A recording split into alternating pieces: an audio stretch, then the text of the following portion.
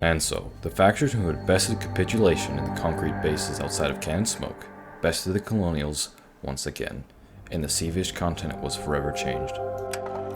The Wardens celebrated their 44th victory over Siva, establishing definitive control over the entire continent. Soon after, they returned to their homes, finally meeting with their loved ones and touching the grasses unpolluted with shells and bullets. The Sivish continent, at long last, had entirely been reclaimed into the hands of Callahan. Hello everybody, it's Mumbles. Take a moment here, Mumbles, and look at all we have accomplished together. It's amazing, isn't it? What we can achieve when we work together. Mumble know it's been a hard war, and a long war. Mumble just want to let you know something. You all inspire Mumble. Every day Mumble look around, he is greeted by a smile and a wave by a faction that never gives in. Even when all hope seemed lost, as Cannon Smoke was tapped and Red River was overrun, you never gave up. When the college thought they had won, you rallied and collectively spat back in the college face, as if saying, "We ain't heard no fat lady singing." Never change, Wardens. You're all amazing, and as long as you'll have Mumbles, Mumble will always be there to help you out. Mumble appreciate you all now. See you in 88. Jesse watched, alongside all the other randoms, as blue flags rose above Old Captain. And, just like that, the war was over. It was done. He helped light the bonfires, consuming the dead before rot and disease could settle. Colonial and Warden, clanman and random alike, all equal as cinders, floating up into the night. Perhaps some would drift far enough away to find their way home. As for Jesse, he would use his prior knowledge in military logistics to land a job with one of the major shipping magnates, where he would use his position to fight for workers' rights in the post-war depression that would soon follow. กรมทหารช่วยรบที่ 109 หรือ 109 Auxiliary Regiment หรือ 109 AR ฉายา 109 All Round แต่เดิมถูกจัดตั้งขึ้นในฐานะกรมทหารยานเกราะตั้งแต่ War 84 ต่อมาใน War 87 พวกเราถูกแปลงสภาพให้กลายเป็นกรมทหารสารพัดชนิดตั้งแต่ทหารราบโลจิสติกทหารปืนใหญ่จนถึงหน่วยก่อกวนทางแม่น้ำด้วยกำลังรบ 10 กว่านายใน War 87 กรม 109 AR ภายใต้กองกำลัง KSB หรือ Callahan Support Brigade ได้ปฏิบัติการในแนวรบทางใต้เป็นหลัก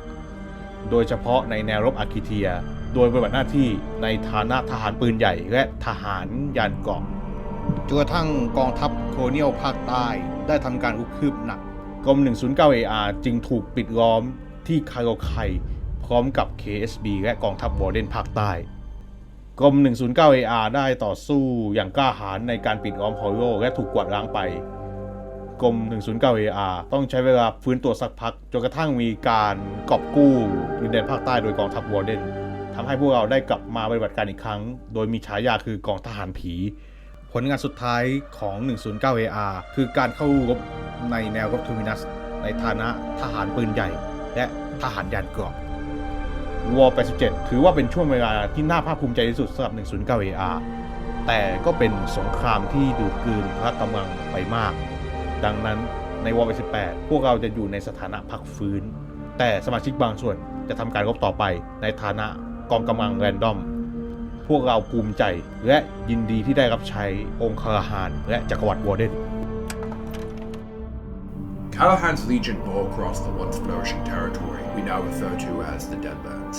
losing many to the colonial forces as they took ward. With the collapse of the colonial offensive, the legion found themselves paramount in the destruction of both the Spit Rock fortresses and the last stand at the baths. Decisively, they crippled what was left in the center battle lines. With the green threat thrown back once more, Callahan's legion held a triumph in the streets of abandoned Ward, parading many trophies taken in the name of Callahan and a line of prisoners said to be miles in length pulled behind the lead staff car. In these moments of prosperity, the lands of Kavoya seem at peace, in no small part to the Legion's ever-standing resistance to the Warden's most persistent foe. We may now see conflict arise once more, but for For now, Callahan's Legion stand watch, ever vigilant. The 187th, a founding member of the Sundial Initiative, fought alongside the rest of Sundial in the brutal battles of attrition in Callahan's Passage, eventually pushing into Viper Pit and beyond. 187th Commandos and Cavalry kept the Colonial Legion off balance, cutting supply lines and taking out weak or exposed bases with the help of their engineers, setting the stage for the rest of Sundial to advance. The 187th Logistics Network was critical to keeping the Callahan's Passage front supplied, with access to empty factories during the night shift. This surplus of supplies was instrumental in kickstarting the counterattack on the southern front, as the 187th opened their stockpiles and shipped hundreds of crates of equipment and vehicles to the southern front. They lived up to their reputation as the nightcap shield, holding the line while their European and American allies slept. While Warden Advanced Logistics committed its efforts primarily in Red River and Akrithia in War 87, they fortified the towns against settlers and built a large bunker complex with its crowning jewel being the gunboat port. While was the second last base of counter to fall, lasting more than a day longer than expected with the valiant efforts of its members, even whilst under heavy siege. While also committed actions elsewhere, securing the vital plaza section of Deadlands multiple times with lightning-fast armoured car raids supported by friendly FMG teams,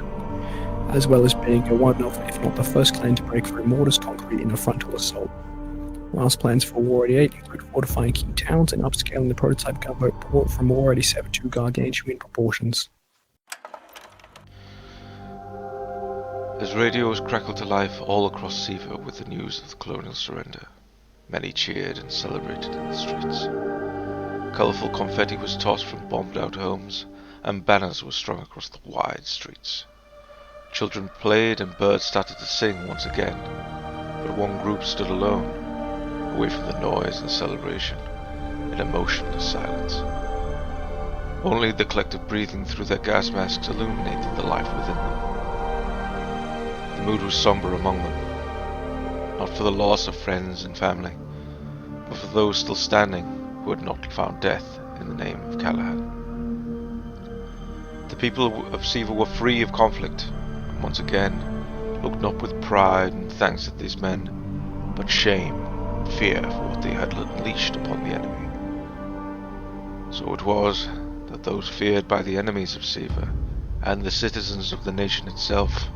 once again returned to the mountains to the far north. They would not be seen or heard from until Callahan's will was tested once again. In the closing of 87, the 621st made the realization. In their eyes, they now believe that the Calvish people's future lie best with the colonials, abandoning the pursuit of ancient glory and now choosing to face war in what they view as the best choice. They laid down their loudcasters and picked up Argentine, now fighting for the colonial military. CEF tank aces Bucket and Lieb accumulated a total of 11 tank kills in their Gallagher Pistachio. They finally met their match at the Battle of Elksford. Their partisan work proved invaluable in halting Kali Lodgian Reaching Trail. Colonial logistics from all over soon learned to fear the frum of a Gallagher in the night. The dynamic duo planned to pursue further partisan armor operations in the future with the creation of Task Force Woodstock. And so, the Sivish fighting came to an end. For now. In the new war of Siva, fighting continued, blood was spilled, and many more lived and died, just as it had done in the previous wars. Because war never changes.